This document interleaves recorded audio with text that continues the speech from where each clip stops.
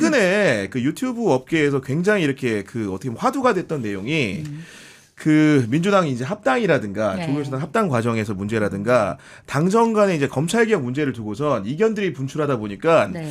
마치 특정 유튜브가 특정 정치인이나 특정 정파의 이익을 대변하는 듯한 모양새가 되면서 네. 이것을 두고서 이제 갑론을박이 좀 있었거든요. 네. 송 기자님은 좀 어떻게 보셨습니까?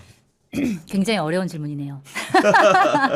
아무래도 이제 김어준 공장장이 뭐 예를 들어서 정청래 대표나 조국혁신당 대표 편에 들어서 이재명 대통령보다는 그쪽 편에 서서 얘기를 한다라고 하는 얘기들을 많은 분들이 하시는 것 같고 이제 그것 때문에 비판을 많이 받고 있는 것 같아요. 그러니까 여러 가지 합당 국면이나 아니면은 그 명청 갈등이다 이렇게 얘기하는 것들 중에는 저는 사실 본인이 친명계라고 얘기하는 의원들 중에서 진짜로 이재명 대통령의 뜻이 뭔지 모른 채 자기의 이해관계를 위해서 이게 명의 뜻이다라고 얘기하는 분들이 계시는 것 같고 그런 것 때문에 뭔가 당과 정의 관계가 좀 틀어지는 부분이 있는 것 같고 그다음에 정청래 대표 본인도 사실은 합당에 대해서 제안을 할 때 최고위의 회의를 거치지 않고 그냥 합당을 발표를 해버린 측면, 약간 그런 본인의 자충수 그런 것도 있는 것 같고 그 다음에 이제 김어준의 뉴스공장 방송에서 이제 정청래 대표의 합당에 대해서 옹호한 부분까지 있는 것 같은데 어떤 방송에서 누가 그래서 김어준 공장이 자기의 의견을 얘기하는 것은 자유라고 생각하거든요. 그는 그의 의견을 충분히 자기의 그렇죠. 의견이라고 얘기할 수 있죠. 근데 문제는 뭐냐면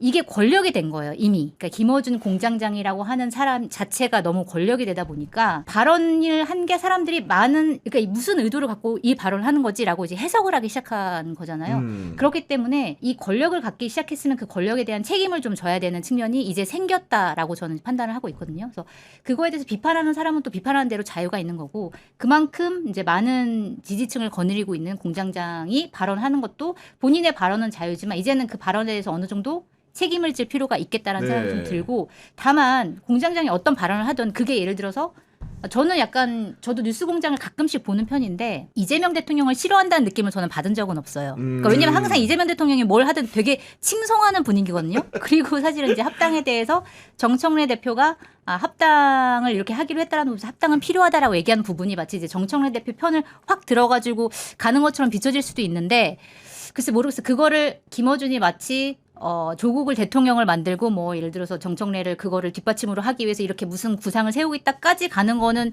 약간은 좀 오버 아닌가라는 생각이 들기도 하고 이제 그런 여러 가지 해석들 중에 해석은 나름이긴 하지만 저는 좀 너무 과도한 해석은 좀 자제했으면 좋겠다는 생각이 들고 근데 본인은 본인 나름대로 얘기할 만한 자유로운 의견 개진은 가능하지만 이미 권력화되어 있다는 걸 본인이 좀 인지했으면 인식해야 좋겠다. 된다. 네, 그런 네. 생각도 좀 들어요.